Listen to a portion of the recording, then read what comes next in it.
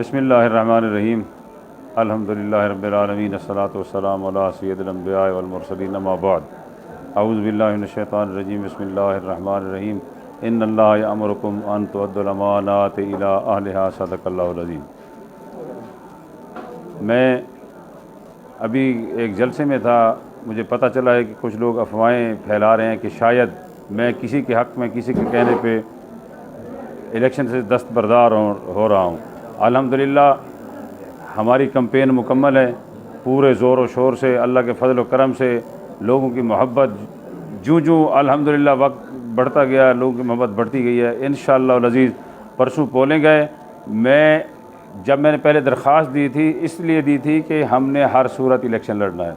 अल्हम्दुलिल्लाह लोगों ने हमारा भरपूर साथ दिया है। परसों आप हजरात से मेरी अपील है कि आप निकलें और मटके के निशान पे मोहर लगा के अपनी इज़्ज़त की खुद हिफाजत करें। मैं किसी के हक़ में दस्तबरदार नहीं हो रहा। इंशाअल्लाह अज़ीज़ परसों भरपूर तरीके से इलेक्शन की पोलिंग होगी इंशाअल्लाह।